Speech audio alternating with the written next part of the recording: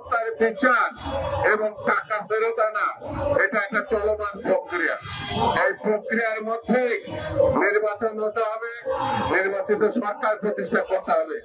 যারা আরোগ্য কাজ বিচারকে এগিয়ে নিয়ে যাবে, লুণ্ঠিত অর্থকে দেশে ফিরিয়ে আনবে, প্রয়োজনীয় সংস্কার চলমান থাকবে, এটাই সব থেকে বড় কাজ।